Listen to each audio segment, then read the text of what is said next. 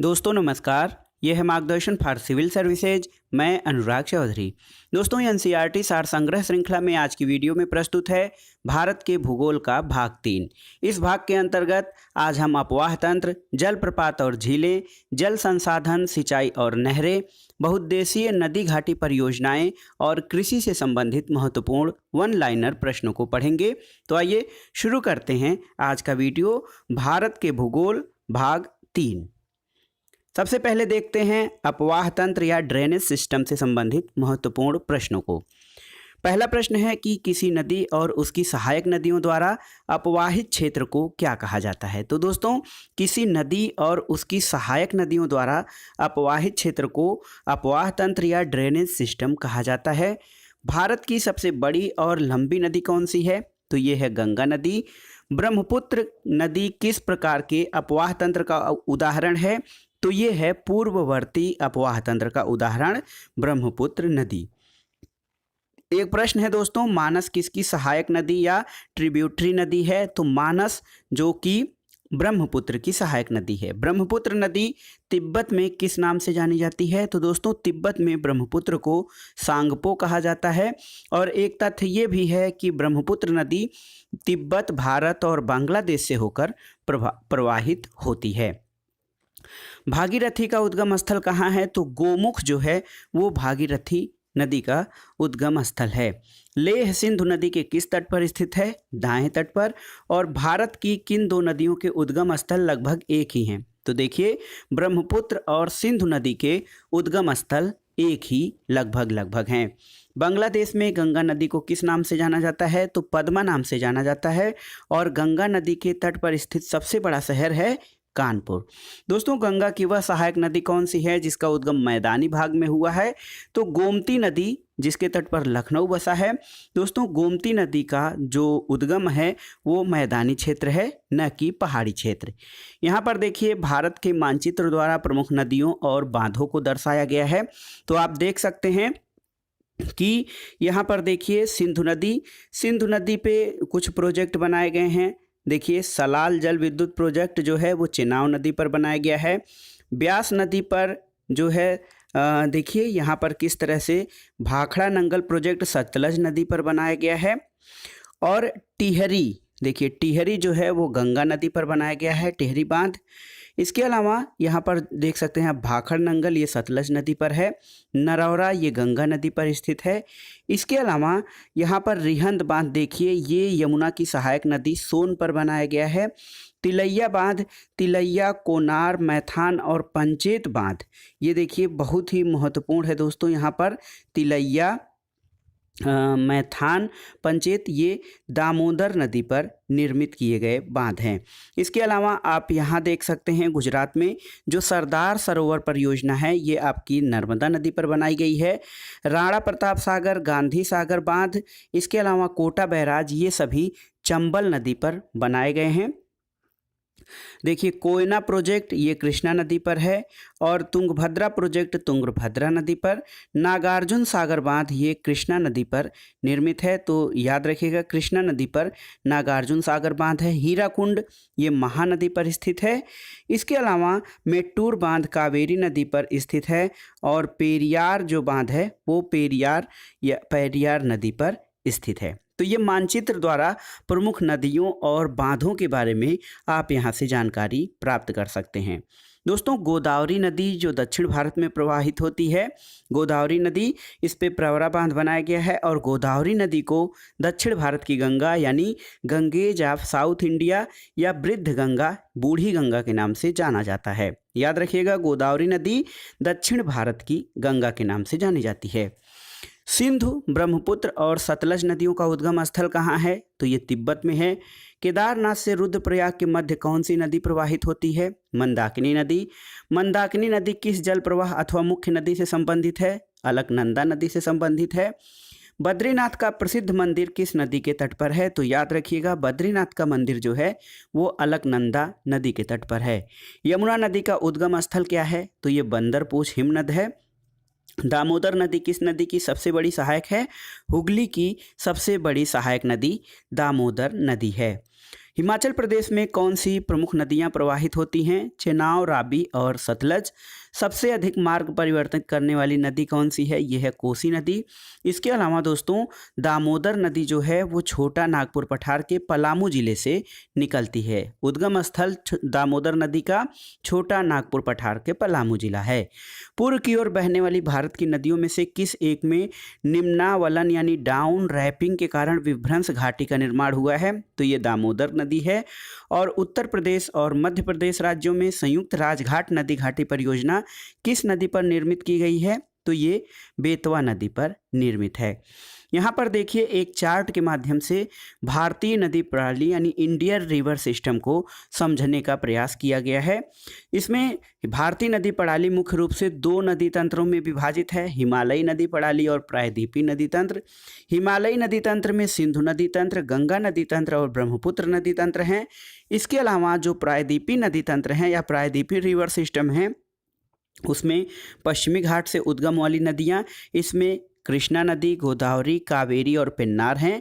तथा प्रायद्वीपीय नदी तंत्र में जो विंध्य श्रेणी से उद्गम होने वाली नदियां हैं इनमें मुख्य रूप से महानदी, नर्मदा और ताप्ती हैं। तो याद रखिएगा भारतीय नदी प्रणाली का एक चार्ट के द्वारा आप इस तरह से समझ सकते हैं। भारत की किस नदी पर दुनिया का सबसे ऊंचा पुल बनाया गया है? यह है चेनाब नदी।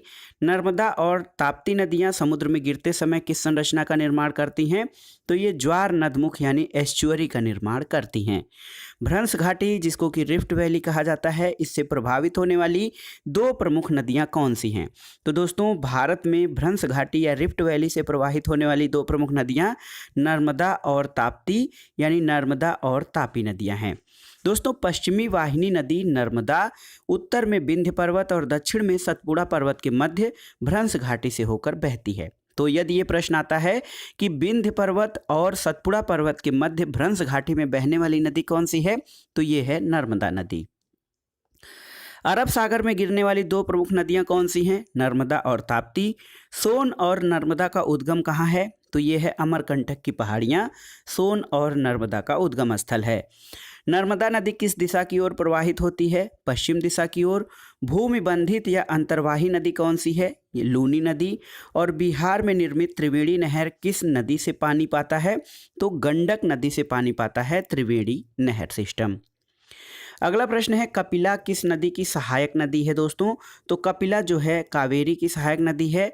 नदियों की लंबाई के अवरोही क्रम यानी सबसे बड़ी नदी और उससे छोटी नदी का सही अनुक्रम इस प्रकार से है। सबसे बड़ी नदी गोदावरी है, उसके बाद महानदी, फिर नर्मदा और ताप्ती है। दोस्तों गोदावरी की लंबाई जो है 1465 किलोमीटर, नर्मदा की 1312 किलोमीटर, महानदी 851 किलोमीटर और ताप्ती 724 किलोमीटर लंबाई में प्रवाहित होती है। दक्षिण भारत की नदियों में किसका जल ग्रहण क्षेत्र यानी कैचमेंट एरिया सबसे अधिक है? तो ये गोदावरी नदी का है। प्रायद्वीपीय भारत की नदियों में कौन सी नदी सबसे लंबी है? गोदावरी नदी। और हगरी किस नदी की सहायक नदी है? कई बार परीक्षाओं में पूछा है। तो दोस्तों हगरी या हगारी तुंगभद्रा की सहायक नदी है। श्रीरंगपट्टनम, शिव समुद्रम और श्रीरंगम नामक द्वीपों का निर्माण कौन सी नदी करती है? कावेरी नदी। कावेरी नदी का उद्गम स्थल कहाँ पर है? तो ये ब्रह्मगिरी पहाड़ियों में कावेरी नदी का उद्गम स्थल है। दोस्तों कावेरी नदी चार राज्यों देखा जाए कर्नाटक, केरल, तमिलनाडु और पुडुचेरी जो कि एक यूनियन टेरिटरी है वहाँ से होकर प्रवाहित होती है। मंदाकिनी नदी दोस्तों चौराबाड़ी ताल नामक झील से निकलती है और सोनप्रयाग में वासुकी गंगा से मिलते हुए आगे बढ़ती है। आगे देखते हैं भारत की प्रमुख नदियां यानी मेजर रिवर्स ऑफ इंडिया। नदी, उसका उद्गम स्थल और अन्य नदी तथा सागर से संगम स्थल और उसकी सहायक नदियों के बारे में हम पढ़ेंगे। सबसे पहले देखते हैं सिंधु नदी। ये तिब्बत के मानसरोवर झील यानी कैलाश पर्वत से निकलती है। कराची पाकिस्तान के निकट अरब सागर में ये गिरती है, यानी सिंधु नदी का जो समुद्र में गिरने का स्थान है वो अरब सागर है। और सिंधु नदी बड़ी नदी है जिसकी सहायक नदियों में सतलज, ब्यास, रावी, चेनाब, झेलम, जिंकी, जास्कर, गरवाच, च्यू, श्योक, सिगार और गिलगित हैं।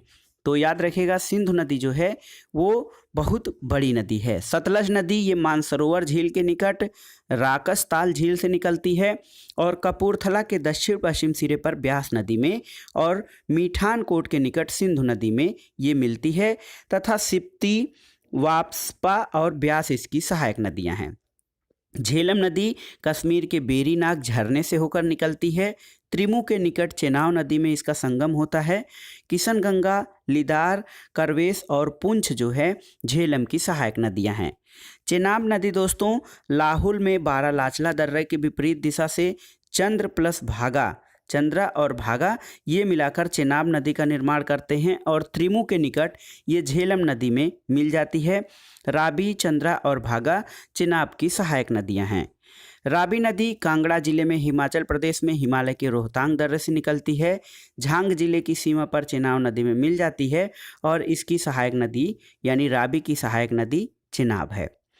ब्यास नदी रोहतांग दर्रे से निकलती है। ब्यास देखिए रोहतांग दर्रे से और हरिके के पास सतलज नदी से मिलती है। पार्वती, सैंज, तीर्थन और उहुल इसकी सहायक नदियां हैं।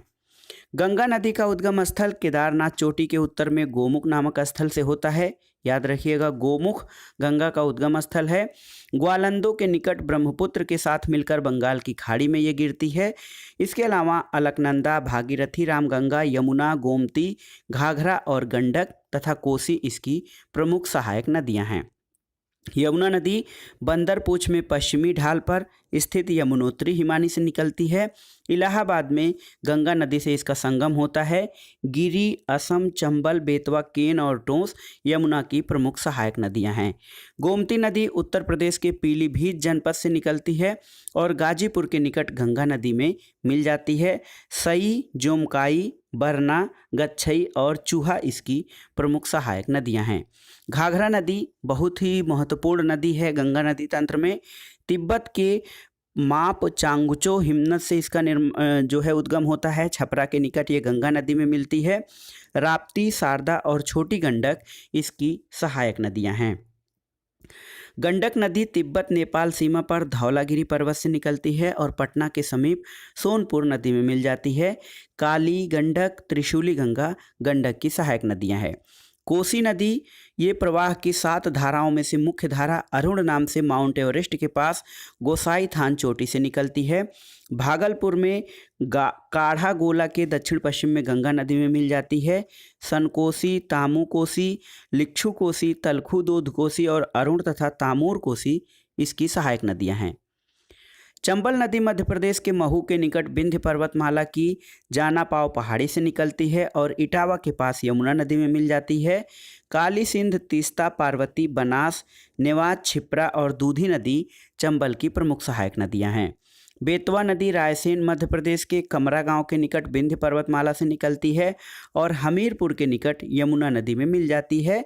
धसान और बीना इसकी सहायक नदियां हैं। केन नदी ये सतना जनपद में मध्य प्रदेश में कैमूर पहाड़ियों से निकलती है। चिल्ला बांदा में यमुना नदी से मिल जाती है। कयान, सुनार और उर्मिल इसकी प्रमुख सहायक नदियां हैं। सोन नदी के बारे में देखते हैं दोस्तों। सोन नदी जो है वो अमरकंटक की पहाड़ियों से निकलती है। पटना के पूर्व गंगा नदी में मिल जाती है। महानदी, घग्घर, गोपत, रिहंद, काकर, उत्तरी कोयली सोन की प्रमुख सहायक नदियां हैं। दामोदर नदी छोटा नागपुर पठार के पलामू से निकलती है। फुल्का के पास हुगली नदी में मिलती है।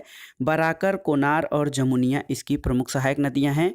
ब्रह्मपुत्र नदी मानसरोवर झील के निकट चेमायुंगडुंग हिमनद से निकलती है और ग्वालंदों के निकट पद्मा या गंगा नदी में मिलती है। दिबांग, लोहित, सुबनसिरी, धनसिरी, कुलसी, मानस, संकोस, धारला, तिस्ता, बुरही, दिहांग और दिसांग इसकी प्रमुख सहायक नदियां हैं। ब्रह्मपुत्र नदी तंत्र काफ़ी बड़ा है। गोदावरी नदी नासिक में महाराष्ट्र के पश्चिमी घाट में त्र्यंबक पहाड़ी से निकलती है और मसूलीपट्टनम आंध्र प्रदेश के निकट बंगाल की खाड़ी में मिल जाती है। प्रवरा, पूर्णा, मंजरी, पेनगंगा, वेनगंगा, वर्धा, प्राणहिता, इंद्रावती, मानेर और सबरी इसकी सहायक नदियां हैं। कृष्णा नदी दोस्तों ये महाबालेश्वर के निकट पश्चिमी घाट से निकलती है और विजयवाड़ा के निकट बंगाल की खाड़ी में गिरती है।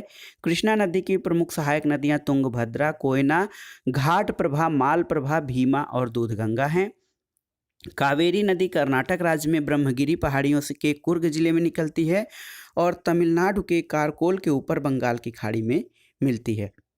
हेरांगी, हेमावती, शिमला, अर्कावती, लक्ष्मण तीर्थ, काबिनी, स्वर्णावती, भवानी, अमरावती और नोएल इसकी प्रमुख सहायक नदियां हैं।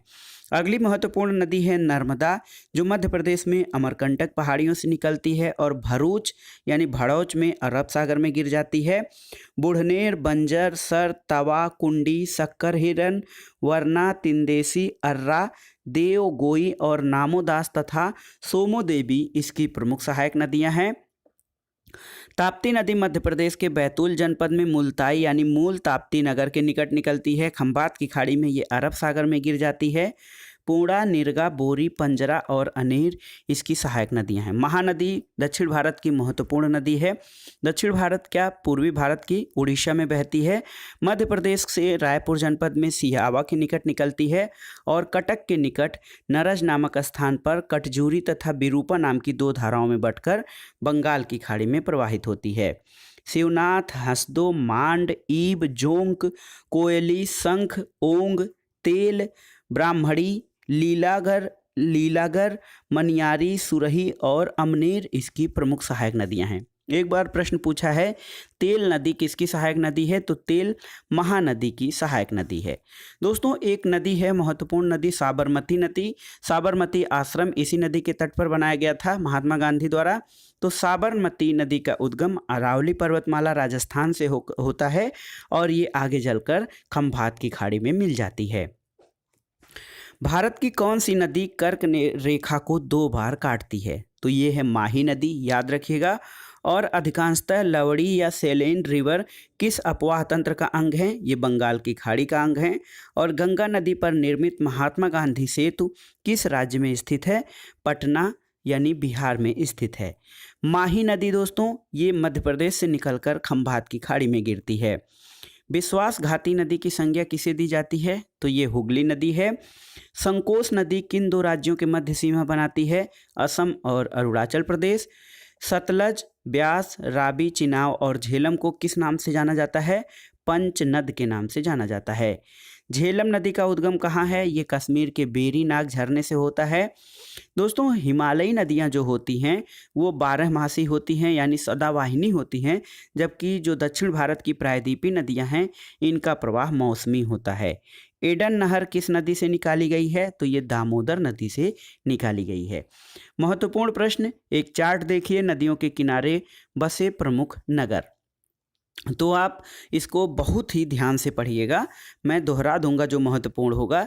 लेह जो है सिंधु नदी के तट पर है। कानपुर गंगा नदी के तट पर। श्रावस्ती राप्ती नदी के तट पर है। कोटा चंबल नदी। पटना गंगा नदी के तट पर। वाराणसी भी गंगा नदी के तट पर स्थित है। गया या बोध गया आप जानते हैं फल्गु नदी के तट पर स्थित है। दिल्ली यमुना, फर्रुखाबाद गंगा नदी के तट पर और बैतूल जो है वो ताप्ती नदी के तट पर स्थित है। बद्रीनाथ अलकनंदा नदी, विजयवाड़ा कृष्णा, कुरनूल तुंगभद्रा, मथुरा जो है यमुना नदी के तट पर स्थित है। और देखिए डिब्रूगढ़ असम में है, ये ब्रह्मपुत्र नदी के तट पर स्थित है। पुणे जो है, पुणे याद रखिएगा मुलामुथा नदी के तट पर स्थित है। चेन्नई अड्डयार, कोलकाता हुगली नदी के तट पर। श्रीरंगपट्टनम कावेरी नदी के तट पर। गुवाहाटी असम में ब्रह्मपुत्र नदी के तट पर। पंढरपुर भीमा नदी के तट पर है। होशंगाबाद मध्य प्रदेश में नर्मदा नदी के तट पर है। नेल्लौर पेन्नेरू नदी के तट पर। तंजावुर कावेरी और संबलपुर जो है वो ब्रह्मपुत्र नदी के तट पर स्थित है। इसी प्रकार देखते हैं हैदराबाद जो है दोस्तों, हैदराबाद जो आंध्र प्रदेश की राजधानी है ये मूसी नदी के तट पर स्थित है। नासिक गोदावरी, फतेहपुर गंगा नदी के तट पर। सूरत ताप्ती नदी के तट पर। तिलैया बराकर नदी। कटक महानदी पर। गोरखपुर राप्ती नदी के तट पर और इटावा जो है यमुना नदी के तट पर स्थित है। मंगलौर नेत्रवती, विदिशा बेतवा नदी। प्रयागराज गंगा और यमुना नदियों के संगम पर स्थित है। रुद्रप्रयाग मंदाकिनी और अलकनंदा नदियों के संगम पर। देवप्रयाग जो है वो भागीरथी और अलकनंदा के संगम पर। जमशेदपुर स्वर्णरेखा और खरकई नदी के तट पर स्थित है। ओरछा ये बेतवा नदी के तट पर, भरूच या भड़ौच नर्मदा के तट पर है, अयोध्या सरयू या घाघरा नदी के तट पर, विष्णुप्रयाग धौली गंगा और अलकनंदा नदी के तट पर, रावत भाटा राजस्थान में चंबल नदी, जौनपुर गोमती, मंडी ब्यास नदी, भरूच नर्मदा नदी, पणजी जो है दोस्तों गोवा की राजधानी पणजी या पंजिम, ये मांडवी नदी के तट पर है, बक्सर गंगा नदी तथा नासिक जो है वो गोदावरी नदी के तट पर स्थित है। भुवनेश्वर ओडिशा की राजधानी है, महानदी तट पर स्थित है। जबलपुर जो है आपका नर्मदा, बलिया और कन्नौज ये गंगा नदी के तट पर हैं। लखनऊ अपनी राजधानी उत्तर प्रदेश की गोमती नदी के तट पर, उज्जैन क्षिप्रा नदी, अहमदाबाद साबरमती नदी, बंगलुरु वृषभावती नदी, हाजीपुर गंडक, आगरा यमुना तथा भागलपुर ये गंगा नदी के तट पर स्थित है। धुबरी असम में है, ब्रह्मपुत्र नदी के तट पर। सांची के स्तूप जो हैं वो बेतवा नदी के तट पर है। मुंगेर गंगा नदी के तट पर है। ग्वालियर चंबल, श्रीनगर झेलम नदी के तट पर है। याद रखिएगा श्रीनगर जो है वो झेलम के तट पर है। मुरादाबाद रामगंगा, तिरुचिरापल्ली कावेरी नदी, हरिद्वार गंगा नदी और हरिद्वार में ही गंगा मैदानी क्षेत्र में प्रवेश करती हैं। चंबा रावी नदी के तट पर, गांधी नदी गांधीनगर साबरमती नदी के तट पर, नांदेड़ गोदावरी, मदुरै बैगई, हावड़ा जो है हुगली और अजमेर राजस्थान में है। यहाँ पर सूफी संत जो है चिश्ती की दरगाह है, तो इनका जो अजमेर है ये लूनी नदी के तट पर स्थित है। दोस्तों फतेहपुर, इलाहाबाद, कानपुर, वाराणसी, पटना, भागलपुर ये नगर गंगा नदी के तट पर स्थित हैं। अब आइए भारत में जलप्रपात और झीलों से संबंधित महत्वपूर्ण प्रश्नों को देखते हैं। कर्नाटक में गोकक जल जो है किस नदी पर स्थित है? गोकक जलप्रपात या गोकक वाटरफॉल्स ये गोकक नदी पर है। हुंडरू जलप्रपात सुवर्णरेखा नदी पर। सो मोरारी झील लद्दाख में है। जोग जलप्रपात शरावती नदी पर स्थित है। दोस्तों चिल्का झील उत्तरी सरकार तट पर उड़ीसा राज्य में स्थित है। और भारत के किस जलप्रपात को नियाग्रा जलप्रपात कहा जाता है? तो ये है चित्रकूट प्रपात जिसकी ऊंचाई 455 मीटर है। और चित्रकूट प्रपात जो है ये छत्तीसगढ़ राज्य में इंद्रावती नदी पर स्थित है। इंद्रावती नदी पर स्थित चित्रकूट जलप्रपात को भारत का नियाग्रा कहा जाता है। भारत की सबसे बड़ी कृत्रिम झील कौन सी है? ये गोविंद सागर झील है। और खारे पानी की सबसे बड़ी झील सांभर झील राजस्थान में है। दूध सागर जलप्रपात पश्चिमी घाट में गोवा और कर्नाटक की सीमा पर मांडवी नदी पर स्थित है। अब आइए देखते हैं दोस्तों भारत के सबसे ऊंचे जलप्रपात और उनकी ऊंचाई। कूचिकल जलप्रपात सबसे ऊंचा है भारत का, 455 मीटर ऊंचाई है और सिमोगा नदी के तट पर कर्नाटक में स्थित है। बारेही पानी 399 मीटर ऊंचाई है, मयूरभंज उड़ीसा में। दूध सागर 310 मीटर, कर्नाटक और गोवा की सीमा पर। मीनमुट्टी जलप्रपात 300 मीटर इसकी ऊंचाई है, वायनाड केरल में है। और जोग या महात्मा गांधी जलप्रपात 253 मीटर ऊंचाई है, ये शरावती नदी के तट पर कर्नाटक में स्थित है। दोस्तों खाड़ाधार 244 मीटर सुंदरगढ़ उड़ीसा में है। और महत्वपूर्ण जो हुंडरू जलप्रपात है ये 98 मीटर स्वर्णरेखा नदी के तट पर झारखंड में स्थित है। चुलिया जलप्रपात चंबल में है, 18 मीटर इसकी ऊंचाई है। और देखिए एक महत्वपूर्ण शिव समुद्रम जलप्रपात ये 90 मीटर ऊंचाई है, कावेरी नदी के तट पर कर्नाटक में है। कपिल धारा जलप्रपात इसकी ऊंचाई 30 मीटर है जो नर्मदा नदी पर मध्य प्रदेश में है। और काकोलत 50 मीटर इसकी ऊंचाई है, काकोलत नदी बिहार में स्थित है। दोस्तों धुआंधार जलप्रपात कहाँ पर है? तो धुआंधार जलप्रपात मध्य प्रदेश के जबलपुर में कावेरी नदी पर है। वसुधारा जलप्रपात अलकनंदा नदी पर है। और पुलिकट झील भारत के 2 राज्यों आंध्र प्रदेश और तमिलनाडु की सीमा पर स्थित है। भारत की मीठे पानी की सबसे बड़ी झील कौन सी है? बुलर झील, ये जम्मू कश्मीर में स्थित है। भारत की प्रमुख झीलों के बारे में जान लेते हैं। झील और किस राज्य में उनकी स्थिति है? बेम्बनाड झील केरल में है, चिल्का झील उड़ीसा में, राजसमंद राजस्थान में, पुलिकट झील जो है तमिलनाडु और आंध्र प्रदेश की सीमा पर है, सात ताल उत्तराखंड में है, अष्टमुडी झील केरल में, फतेह सागर राजस्थान में और डल झील आप जानते हैं जम्मू कश्मीर राज्य में है। शेषनाग झील जम्मू कश्मीर में, लोकटक झील मणिपुर में, सांभर डिंडवाना ये झीलें राजस्थान में हैं। राकसताल उत्तराखंड में है, कोलेरू झील आंध्र प्रदेश में दोस्तों, और रूपकुंड सरोवर या रूपकुंड झील ये उत्तराखंड में स्थित है। फुलहर झील उत्तर प्रदेश में, देवताल उत्तराखंड में, हमीरसर या हमीर तालाब गुजरात में है, उदय सागर राजस्थान में, नागिन जो है नागिन झील ये जम्मू कश्मीर राज्य में स्थित है। लोनार झील महाराष्ट्र में, पेरियार केरल में, सूरजकुंड हरियाणा में, जयसमंद झील राजस्थान में तथा बुलर झील जम्मू कश्मीर में है। बुलर झील और डल झील जम्मू कश्मीर में स्थित हैं। मानस बल झील जम्मू कश्मीर में है और हुसैन सागर झील जो है ये तेलंगाना में स्थित है।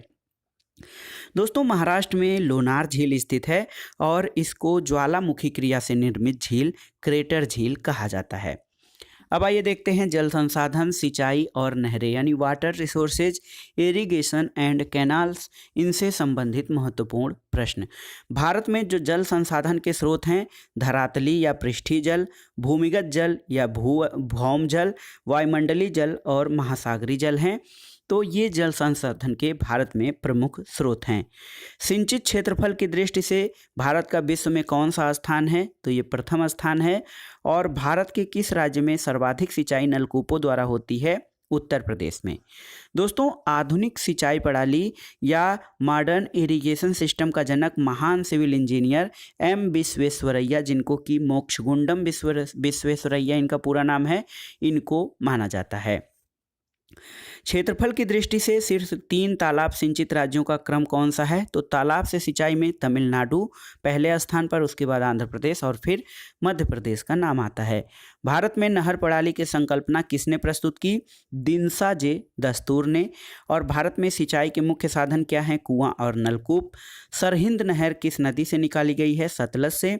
विश्व जल दिवस कब मनाया जाता है? तो दोस्तों विश्व जल दिवस 22 मार्च को, और राष्ट्रीय जल दिवस जो भारत का है वो 14 अप्रैल को मनाया जाता है। सर्वाधिक सिंचित क्षेत्रफल वाले 5 राज्यों का सही क्रम क्या है? तो सबसे अधिक सिंचित उत्तर प्रदेश है, उसके बाद राजस्थान, फिर पंजाब, मध्य प्रदेश और आंध्र प्रदेश का स्थान 5वां है। हरियाली योजना किससे संबंधित है? जल संभरण विकास से संबंधित है हरियाली योजना। दोस्तों जल संभरण विकास के क्या लाभ होते हैं? तो पीने और सिंचाई के जल की आपूर्ति, जैव विविधता में वृद्धि, जल भराव में कमी और मृदा की लवणता का ह्रास होता है, कृषि उत्पादन और उसकी उत्पादकता में वृद्धि होती है, वनों के कटाव में कमी, जीवन स्तर में सुधार और रोजगार में वृद्धि, ये सब जल संभरण विकास के लाभ हैं। इंदिरा नहर का निर्माण किस वर्ष प्रारंभ हुआ था? वर्ष 1958 में।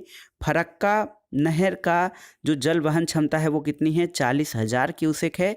और विश्व की सबसे पुरानी और विकसित नहर व्यवस्था भारत में गंग नहर या गंगा नहर है। गंग नहर का निर्माण 1927 में हुआ था। सारण सिंचाई नहर किस नदी से निकलती है? ये गंडक नदी से निकलती है। दोस्तों भारत की सिंचाई परियोजनाओं के प्रकार देखते हैं। सबसे पहले देखते हैं लघु सिंचाई परियोजनाएं। तो इस सिंचाई परियोजना के अंतर्गत 2000 हेक्टेयर से कम क्षेत्र की सिंचाई होती है। इसके अंतर्गत कुआं, नलकूप, डीजल पंप सेट, तालाब, ड्रिप सिंचाई और स्प्रिंकलर आदि शामिल किए जाते हैं। और भारत में लगभग 62% सिंचाई आवश्यकताओं की पूर्ति जो है लघु सिंचाई परियोजनाओं से होती है। देश में लघु सिंचाई के बढ़ते महत्व को देखते हुए 2006 में संचालित लघु सिंचाई योजना को वर्ष 2010 में राष्ट्रीय लघु सूक्ष्म सिंचाई मिशन के रूप में परिवर्तित कर दिया गया है। मध्यम सिंचाई परियोजनाएं जो हैं तो इस सिंचाई परियोजना के अंतर्गत 2000 से 10,000 हेक्टेयर तक के क्षेत्र की सिंचाई होती है। इसमें नहरों से सिंचाई प्रमुख है क्योंकि छोटी नहरों को मध्यम सिंचाई परियोजनाओं के अंतर्गत रखा जाता है। बृहद सिंचाई परियोजनाएं क्या हैं? तो इनसे 10,000 हेक्टेयर से अधिक क्षेत्रों की सिंचाई होती है। इसके लिए बड़े बांध बनाकर नहरें निकाली जाती हैं और सामान्यतः इसमें बड़ी नहरों और बहुउद्देशीय नदी घाटी परियोजनाओं को शामिल किया जाता है। बड़ी और मध्यम परियोजना से देश की 38% सिंचाई आवश्यकताओं की पूर्ति होती है। दोस्तों भारत में जो सिंचाई का मुख्य साधन है ये नलकूप है और इसके बाद सर्वाधिक सिंचाई नहरों और तालाबों द्वारा की जाती है। तो सिंचाई के साधनों को जो है घटते हुए क्रम में देखेंगे तो नलकूप, उसके बाद नहर, फिर तालाब का स्थान आता है। अब आइए देखते हैं मल्टीपर्पज रिवर वैली प्रोजेक्ट यानी बहुउद्देशीय नदी घाटी परियोजनाओं से संबंधित प्रश्न। पहला प्रश्न है, भाखड़ा नांगल बांध का निर्माण किस नदी पर है? ये सतलज नदी पर है। भाखड़ा नांगल किन राज्यों की संयुक्त परियोजना है? हरियाणा, पंजाब और राजस्थान की। सरदार सरोवर परियोजना से लाभान्वित होने वाले राज्य कौन से हैं? दोस्तों, सरदार सरोवर परियोजना से गुजरात, महाराष्ट्र, मध्य प्रदेश और राजस्थान लाभान्वित होते हैं। तो ये कुल मिलाकर 4 राज्यों की संयुक्त परियोजना है। दामोदर परियोजना में कौन से राज्य शामिल हैं? पश्चिम बंगाल और झारखंड जो हैं दामोदर परियोजना में शामिल हैं। सरदार सरोवर बांध जो है दोस्तों, इससे सर्वाधिक लाभ गुजरात राज्य को मिलता है और सबसे कम मध्य प्रदेश को। ओंकारेश्वर परियोजना किस नदी पर है? नर्मदा नदी पर। हीराकुंड बांध दोस्तों उड़ीसा में महानदी पर स्थित है। भारत का सबसे पुराना जल शक्ति यानी हाइड्रो पावर उत्पादन केंद्र कौन सा है? तो ये शिव समुद्रम जलप्रपात पर स्थित शिव समुद्रम हाइड्रो पावर जो है ये भारत का सबसे पुराना जल शक्ति उत्पादन केंद्र है। तपोवन और विष्णुगढ़ जल विद्युत परियोजनाएं कहाँ हैं? उत्तराखंड में। नागार्जुन सागर परियोजना कृष्णा नदी पर स्थित है। दोस्तों, नागार्जुन सागर परियोजना से किन 2 राज्यों को लाभ होता है? तो दोस्तों ये आंध्र प्रदेश और तेलंगाना में स्थित है नागार्जुन सागर परियोजना। बहुउद्देशीय सिंचाई परियोजना पोलावरम ये उड़ीसा, छत्तीसगढ़, आंध्र प्रदेश और तेलंगाना राज्यों के मध्य एक विवादित सिंचाई परियोजना है। गांधी सागर बांध किस परियोजना का भाग है? ये चंबल परियोजना। जवाहर सागर बांध राजस्थान में स्थित है। टिहरी बांध उत्तराखंड में किस नदी पर निर्मित किया गया है? भागीरथी नदी पर। तिलैया, मैथान और बेल पहाड़ी बांध किस नदी पर हैं? दोस्तों ये बराकर नदी पर तिलैया, मैथान और बेल पहाड़ी बांध निर्मित किए गए हैं। DVC दामोदर वैली कॉरपोरेशन या दामोदर वैली घाटी निगम इसकी स्थापना कब हुई थी? 1948 में। दोस्तों, सतलज नदी पर बनाए गए हिमाचल बांध का मुख्य उद्देश्य भाखड़ा बांध में आने वाली तलछट मिट्टी को रोकना था। अगला प्रश्न है, भारत में प्रथम जल विद्युत संयंत्र की स्थापना कहाँ की गई थी? तो ये दार्जिलिंग में स्थापित किया गया था। यहाँ पर देखते हैं एक चार्ट के माध्यम से भारत की नदियों पर स्थित प्रमुख परियोजनाओं के बारे में। सतलज नदी पर भाखड़ा नंगल जिसको कि गोविंद सागर बांध यहाँ से निर्मित होता है और नाथपा झाकरी बांध तथा कोल बांध परियोजनाएं स्थित हैं। झेलम नदी पर किशनगंगा और तुलबुल परियोजना। चेनाब नदी पर सलाल बांध, दुलहस्ती बांध और बगलिहार परियोजना, याद रखिएगा चेनाब नदी पर। रावी नदी पर थीन बांध और चेमेरा परियोजना। ब्यास नदी पर पोंग और हरकी बांध। गंगा नदी पर टिहरी बांध और फरक्का बांध। यमुना नदी पर लखवर ब्यासी बांध। रामगंगा नदी पर दोस्तों कालागढ़ बांध या रामगंगा परियोजना। घाघरा नदी पर घाघरा बांध। शारदा नदी पर शारदा बांध और गंडक नदी पर त्रिवेणी के पास एक बैराज बनाया गया है तथा कोसी नदी से संबंधित है कोसी परियोजना। चंबल नदी पर दोस्तों गांधी सागर बांध, राणा प्रताप सागर और जवाहर सागर बांध निर्मित किए गए हैं, ये राजस्थान में है। बेतवा नदी पर माता टीला बांध और राजघाट बांध परियोजना है। सोन नदी पर सिंचाई परियोजना तथा बाण सागर परियोजना है। दामोदर नदी पर पंचेत हिल, तिलैया और कोनार तथा ये अय्यर बरमो बांध है तथा मैथान बांध भी दामोदर पर है। गोदावरी नदी पर राजमुंद्री के निकट एनीकट बांध है।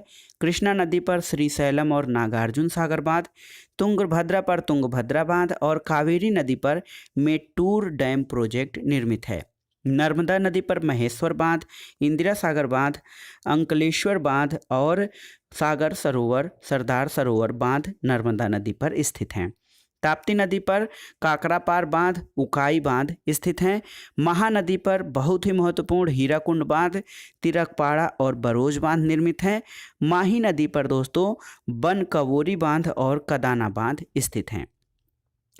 दोस्तों पंचेश्वर हिल परियोजना भारत नेपाल का संयुक्त उपक्रम है और यह उत्तराखंड के पिथौरागढ़ जिले में काली नदी पर निर्मित की जाएगी। तो पंचेश्वर परियोजना भारत और नेपाल का संयुक्त उपक्रम है। अब आइए देखते हैं भारत और उसके पड़ोसी देशों के मध्य प्रमुख नदी समझौते। शारदा नदी समझौता भारत और नेपाल के बीच है। कोसी नदी या कोसी नदी से समझौता नेपाल के बीच है, भारत और नेपाल। गंडक नदी का समझौता जो है वो भारत नेपाल के बीच है, और गंगा नदी का जो समझौता बांग्लादेश के बीच है। दोस्तों, शारदा या महाकाली जो है ये 1996 की महाकाली संधि, इसके अंतर्गत पंचेश्वर बहुउद्देशीय परियोजना शामिल है। कोसी नदी भारत और नेपाल से संबंधित है, और नेपाल में कोसी बैराज के निर्माण के संबंध में 1954 का समझौता और 1966 में यह संशोधित हुआ। गंडक पर जो है गंडक संधि, ये नेपाल से संबंधित है। नेपाल में गंडक बैराज के निर्माण के संबंध में 1959 में समझौता हुआ था।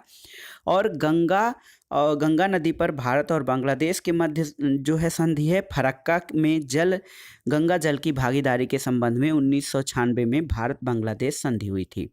इसके अलावा सिंधु नदी तंत्र से संबंधित झेलम, चेनाब, रावी, ब्यास, सतलज और इनकी सहायक नदियों से संबंधित जो है पाकिस्तान से समझौता है, और सिंधु नदी तंत्र के माध्यम से सिंधु नदी जल संधि 1960 की गई थी। अगला प्रश्न देखते हैं, जलढाका, चुक्खा, ताला, मांगदेहू ये जल विद्युत परियोजनाएं कहाँ हैं? तो ये भूटान में भारत के सहयोग से निर्मित की गई हैं। महाकाली संधि जानते हैं भारत और नेपाल के मध्य 1996 में हुई थी। तेलुगु गंगा परियोजना तमिलनाडु, आंध्र और कर्नाटक की जो है संयुक्त परियोजना है। मयूराक्षी परियोजना कहाँ पर है? तो ये पश्चिम बंगाल में मयूराक्षी नदी पर है। कालपोंग जल विद्युत परियोजना कहाँ पर है? ये अंडमान निकोबार द्वीप समूह में स्थित है। दोस्तों, किसने जो है बहुउद्देशीय नदी घाटी परियोजनाओं को आधुनिक भारत के मंदिर की संज्ञा दी थी? तो ये थे भारत के प्रथम प्रधानमंत्री पंडित जवाहरलाल नेहरू। इन्होंने बहुउद्देशीय नदी घाटी परियोजनाओं को भारत के आधुनिक मंदिर कहा था। अलमट्टी बांध कृष्णा नदी पर है, और भारत में सबसे पुराना जल विद्युत स्टेशन सिद्रापोंग असम में स्थित है। नदियों को जोड़ने के लिए भारतीय राष्ट्रीय जल परियोजना क्या है?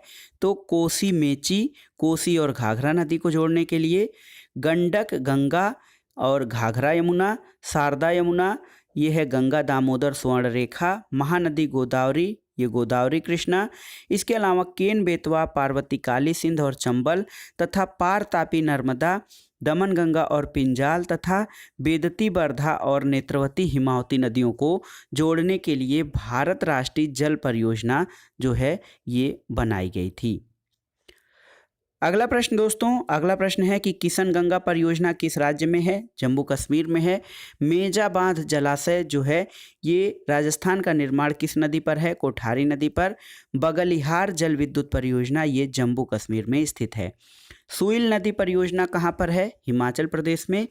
और दोस्तों, बहुउद्देशीय नदी घाटी परियोजनाएं जो होती हैं इनके द्वारा सिंचाई के अतिरिक्त पेयजल की आपूर्ति, बाढ़ नियंत्रण, जल विद्युत का उत्पादन, नदी और नहर का परिवहन और पर्यटन आदि अनेक महत्वपूर्ण कार्य किए जाते हैं। कल्पसर परियोजना गुजरात में है। तीस्ता जल विद्युत परियोजना सिक्किम में है। दुलहस्ती जल विद्युत स्टेशन किस नदी पर निर्मित किया गया है? तो दुलहस्ती याद रखिएगा चेनाब पर निर्मित है। तुंगभद्रा परियोजना दोस्तों आंध्र प्रदेश और कर्नाटक की संयुक्त परियोजना है, जो मल्लपुरम के निकट तुंगभद्रा नदी यानी कृष्णा की सहायक नदी पर स्थित है, और यह दक्षिण भारत की सबसे बड़ी बहुउद्देशीय नदी घाटी परियोजना है तुंगभद्रा परियोजना। कावेरी नदी के जल बंटवारे का विवाद किन राज्यों के बीच है? तो तमिलनाडु, कर्नाटक, केरल और पुडुचेरी के मध्य है। इसके अलावा विभिन्न राज्यों में जो कावेरी नदी के जल का विभाजन किया गया है उसमें सबसे अधिक तमिलनाडु को, फिर दूसरे स्थान पर कर्नाटक, फिर केरल और पुडुचेरी को जो है वो जल की मात्रा का विभाजन किया गया है। दोस्तों, जो नदियां हिमालय निर्माण के पूर्व से ही प्रवाहित होती आ रही हैं उन्हें पूर्ववर्ती नदियां या एंटीसेडेंट रिवर्स कहा जाता है। अब आइए देखते हैं कृषि से संबंधित महत्वपूर्ण प्रश्न। दोस्तों, सामान्य अध्ययन के अंतर्गत जो है वो कृषि महत्वपूर्ण भाग है, और इससे संबंधित प्रश्नों को हमने कई वीडियो में सामान्य अध्ययन के अंतर्गत भी दिया था, लेकिन यहाँ भी देखते हैं। एग्रीकल्चर शब्द की उत्पत्ति लैटिन भाषा के दो शब्दों एग्री अर्थात मृदा से तथा कल्चर अर्थात कृषि से, यानी मृदा और कृषि जो है वो है एग्रीकल्चर। और यदि खाद्यान्नों को सुरक्षित संग्रह सुनिश्चित करना हो तो कटाई के समय उनमें आर्द्रता का जो अंश है कितने प्रतिशत से अधिक नहीं होना चाहिए? तो दोस्तों 14% से अधिक आर्द्रता नहीं होनी चाहिए यदि अनाजों को लंबे समय तक सुरक्षित रखना है। भारत में दोस्तों ऋतु आधारित प्रमुख फसलें और बुआई अवधि देख लेते हैं। रबी फसल, जो 3 फसलें मानी जाती हैं, रबी, खरीफ और जायद। रबी फसल शीतकालीन फसल है। इसमें गेहूं, जौ, चना, मटर, सरसों, मसूर, आलू आदि बोई जाती हैं। बुआई की अवधि अक्टूबर नवंबर और कटाई इनकी मार्च अप्रैल में रबी फसलों की जाती है। खरीफ की फसल ग्रीष्मकालीन फसल होती है जिसमें चावल, ज्वार, बाजरा, मक्का, तिल, मूंगफली, उड़द, कपास, रागी और सोयाबीन आदि होते हैं। जून जुलाई में इनकी बुआई होती है और अक्टूबर नवंबर में कटाई होती है। इसके अलावा जो जायद फसलें होती हैं ये शीत और ग्रीष्म ऋतु के मध्य बोई जाती हैं, जिनमें विभिन्न प्रकार के तरबूजा, खरबूज, ककड़ी, खीरा, भिंडी ये सब्जियों की खेती होती है। मार्च अप्रैल में बोई जाती हैं और जून जुलाई में इनकी कटाई की अवधि होती है। कृषि में युग्म पैदावार का आशय क्या होता है? तो विभिन्न मौसमों में फसलें उगाना युग्म पैदावार है। मिश्रित कृषि या मिक्स्ड एग्रीकल्चर की प्रमुख विशेषता क्या है? पशुपालन और कृषि उत्पादन को एक साथ करना। तो याद रखिएगा, युग्म पैदावार विभिन्न मौसमों में 2 फसलें उगाना और मिश्रित कृषि पशुपालन और कृषि एक साथ करना होता है। भारत में चालू जोतों का सबसे बड़ा औसत आकार किस राज्य में है? राजस्थान में। और दक्षिण भारत में उच्च कृषि उत्पादकता यानी हाई एग्रीकल्चर प्रोडक्टिविटी का क्षेत्र तमिलनाडु तट पर पाया जाता है। भारत में रासायनिक उर्वरकों के 2 सबसे बड़े उपभोक्ता राज्य कौन हैं? उत्तर प्रदेश और महाराष्ट्र। पुनर्भरण योग्य भौम जल संसाधन में कौन राज्य सबसे संपन्न है? ये उत्तर प्रदेश है। भारत में कॉन्ट्रैक्ट फार्मिंग या अनुबंध कृषि लागू करने वाला प्रथम राज्य कौन सा है? पंजाब है। और गेहूं की अच्छी कृषि के लिए क्या आवश्यक है? तो मध्यम ताप और मध्यम वर्षा गेहूं की अच्छी कृषि के लिए सबसे महत्वपूर्ण होता है। दोस्तों चावल की कृषि के लिए 100 सेंटीमीटर से अधिक वर्षा और 25 डिग्री सेल्सियस से उच्च तापमान आदर्श जलवायु दशा मानी जाती है। कल्याण सोना गेहूं की प्रजाति है। और एक प्रश्न है, भारत की प्रमुख खाद्यान्न फसल कौन सी है? तो ये है चावल। कृषि से संबंधित जो अगला प्रश्न है दोस्तों वो है, भारत के सर्वाधिक क्षेत्रफल पर किस फसल की खेती की जाती है? तो धान या चावल की खेती की जाती है।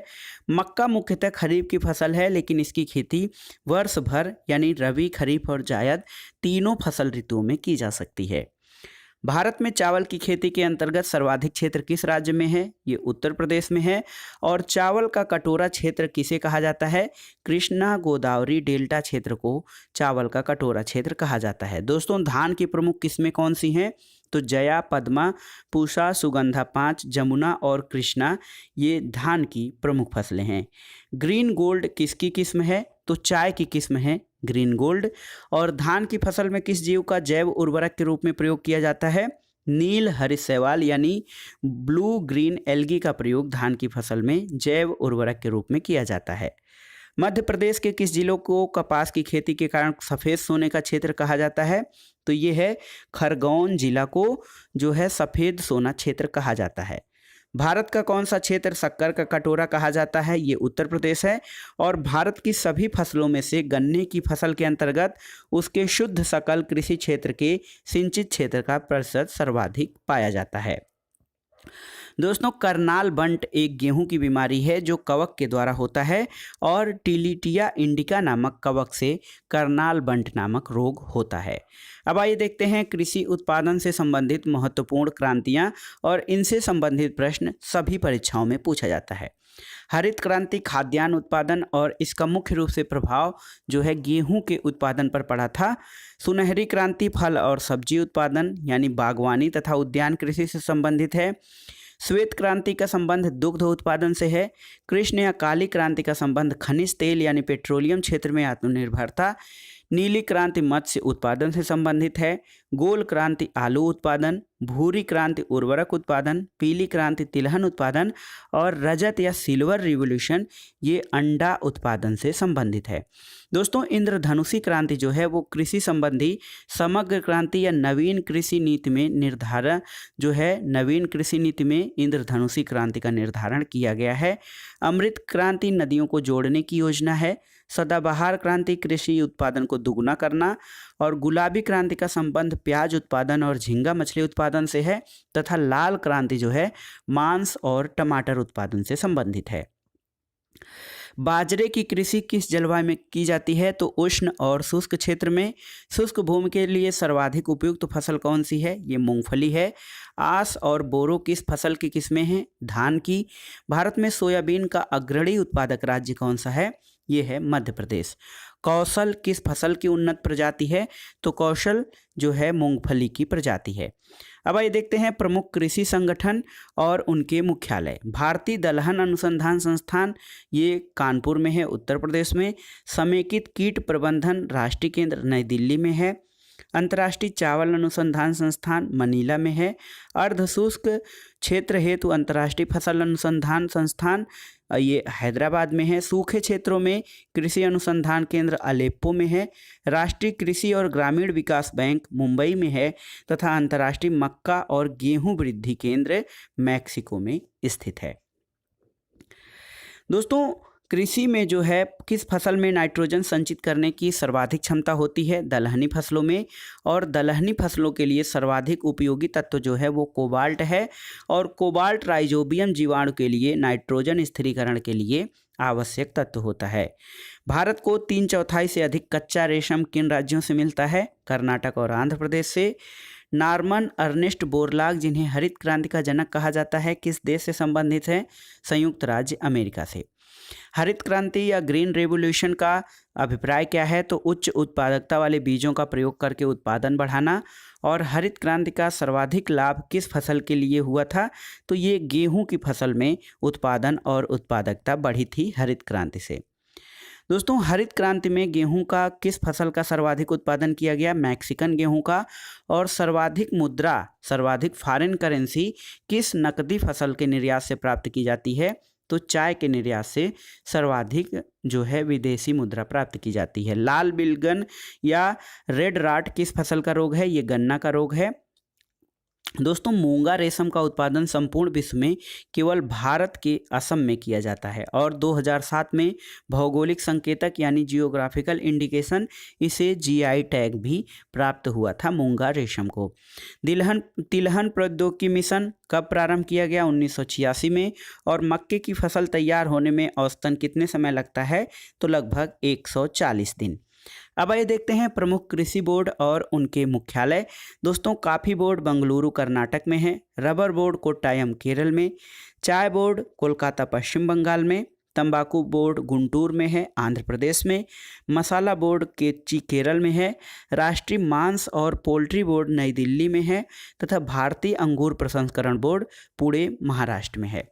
दोस्तों, दक्षिण भारत में जो चाय की खेती है वो पश्चिम भारत की पश्चिमी घाट की नीलगिरी और इलायची पहाड़ियों के निचले ढालों पर की जाती है। ऐसे जो चाय की खेती होती है वो असम, पश्चिम बंगाल के दार्जिलिंग आदि जिलों में की जाती है। भारत में झूम कृषि के प्रकार आइए देख लेते हैं। तो जो है क्षेत्र और झूम कृषि का प्रकार, उत्तर पूर्वी भारत यानी असम, मेघालय, मिजोरम और नागालैंड में झूम कृषि की जाती है। आंध्र प्रदेश और उड़ीसा में पोंदू, पामाडाबी, केमान और बरीगा नाम है इसका। पश्चिमी घाट में झूम कृषि को कुमारी कहा जाता है। केरल में पोनम या पोड़म। मध्य प्रदेश और छत्तीसगढ़ में बीबर या दहिया, मशान, पेंडा और बीरा कहा जाता है।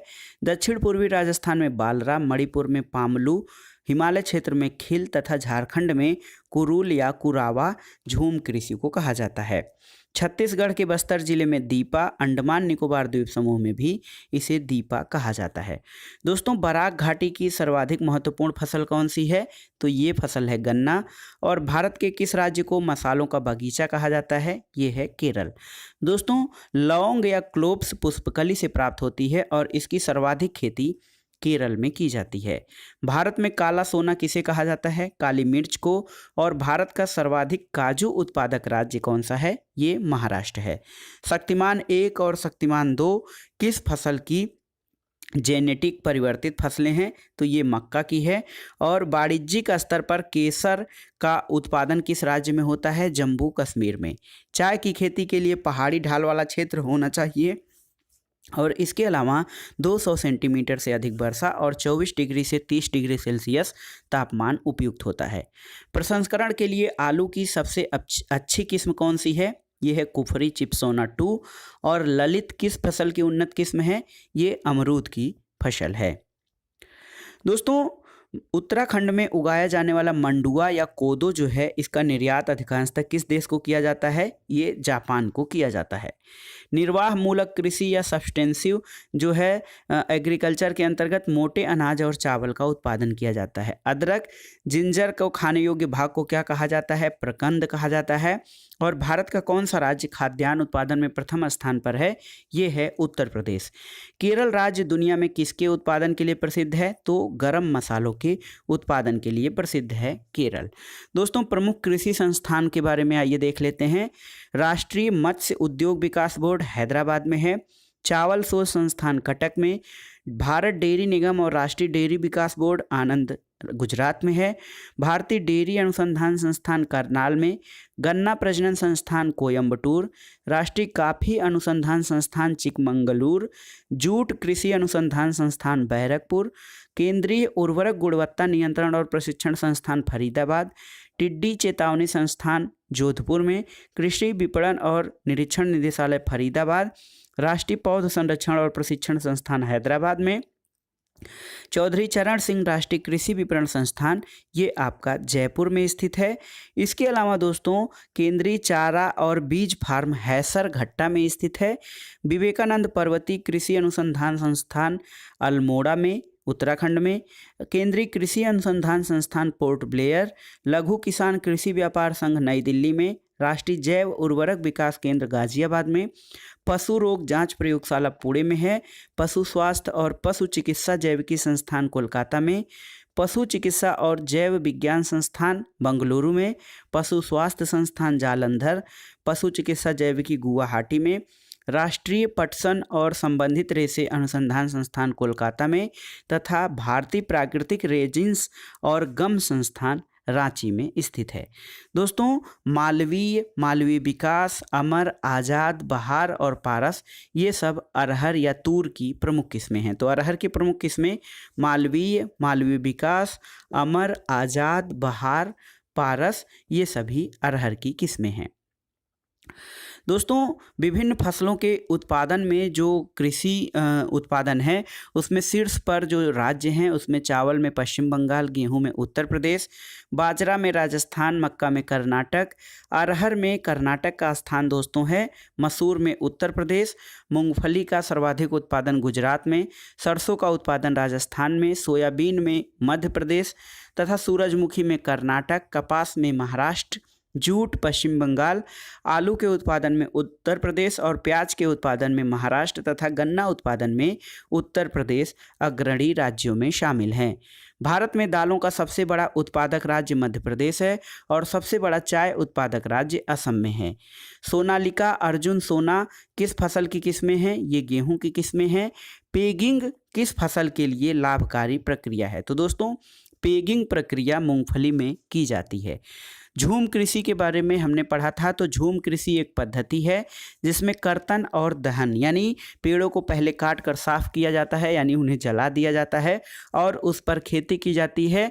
1, 2, 3, 4 फसलें लेने के बाद जब उसकी उत्पादकता कम हो जाती है तो उन खेतों को छोड़ दिया जाता है। गहन कृषि या इंटेंसिव फार्मिंग से क्या तात्पर्य है? न्यूनतम भूमि में अधिकतम उपज करना, प्राप्त करना, ये गहन कृषि का जो है प्रमुख उद्देश्य है। राजस्थान किन फसलों का प्रमुख उत्पादक है? तो सरसों और बाजरा का। और भारत में कॉफ़ी या कहवा उत्पादन कर्नाटक में सबसे ज़्यादा किया जाता है, उसके बाद केरल और तमिलनाडु का स्थान आता है। भारत में तिलहन का सबसे बड़ा उत्पादक मध्य प्रदेश है। और उकठा रोग से कौन सी फसल प्रभावित होती है? ये चना है। जूट की सर्वाधिक खेती पश्चिम बंगाल में होती है। सबसे बड़ा कपास उत्पादक भारत में गुजरात है। और भारत का सबसे बड़ा रबर और नारियल उत्पादक राज्य दोस्तों ये है केरल। भारत के किस राज्य में कहवा, रबर और तंबाकू की कृषि की जाती है? तो ये है कर्नाटक। और भारत में तंबाकू का सर्वाधिक उत्पादन करने वाला राज्य कौन सा है? आंध्र प्रदेश। पौधे उगाने के साथ ही मछली पालन करना किस कृषि के अंतर्गत आता है? एक्वापोनिक एग्रीकल्चर के अंतर्गत पौधा उगाना और उसके साथ मछली पालन करना, ये एक्वापोनिक कृषि कहा जाता है। भारतीय चाय बोर्ड का मुख्यालय दोस्तों कोलकाता में स्थित है। और भारत में जो 4 गन्ना उत्पादक राज्य हैं उनका घटता हुआ क्रम है। सबसे पहले स्थान पर उत्तर प्रदेश है, फिर महाराष्ट्र, उसके बाद कर्नाटक और तमिलनाडु का स्थान आता है। दोस्तों किन 2 फसलों के उत्पादन में उत्तर प्रदेश का प्रथम स्थान है? यह है गेहूं और गन्ना। तथा अरंडी या लेन सीड का बृहत्तम उत्पादक राज्य कौन सा है? अरंडी के तेल का सबसे बड़ा उत्पादक राज्य गुजरात है। सदाबहार क्रांति किससे संबंधित है? जैविक कृषि को प्रोत्साहित करने और फसलों का उत्पादन बढ़ाने से संबंधित है सदाबहार क्रांति। भारत में चीनी के प्रथम 3 अग्रणी उत्पादक राज्य उत्तर प्रदेश, महाराष्ट्र और कर्नाटक हैं। सर्वाधिक रेशम उत्पादन करने वाला राज्य कर्नाटक है। और भारत का कौन सा राज्य कपास, नमक और मूंगफली के उत्पादन में प्रथम स्थान पर है? ये है गुजरात। दोस्तों राष्ट्रीय बागवानी बोर्ड की स्थापना कब की गई थी? 1984 में। दोस्तों एक महत्वपूर्ण तथ्य देखिए, ये इस वीडियो का आखिरी प्रश्न है। सुनहरा रेशा क्रांति का संबंध किससे है? तो दोस्तों सुनहरा रेशा क्रांति, इसका संबंध जूट उत्पादन से है। और जूट को भारत का स्वर्णिम तंतु या गोल्डन फाइबर ऑफ इंडिया कहा जाता है। तो याद रखिएगा, जूट को भारत का स्वर्णिम तंतु या स्वर्णिम रेशा कहा जाता है। तो ये था आज का वीडियो एनसीईआरटी सार संग्रह श्रृंखला का भारत के भूगोल का भाग 3, जिसमें आपने अपवाह तंत्र, जलप्रपात और झीलें, जल संसाधन, बहुउद्देशीय नदी घाटी परियोजनाओं और कृषि से संबंधित महत्वपूर्ण 1 लाइनर प्रश्नों को पढ़ा। ये प्रश्न सभी प्रतियोगी परीक्षाओं के लिए बहुत ही महत्वपूर्ण है, आप इनको तैयार कर लीजिएगा। वीडियो आपको कैसा लगा हमें कमेंट बॉक्स में ज़रूर बताइएगा। वीडियो को लाइक करें, शेयर करें और इस चैनल मार्गदर्शन फॉर सिविल सर्विसेज को सब्सक्राइब करें। वीडियो देखने के लिए धन्यवाद दोस्तों, नमस्कार।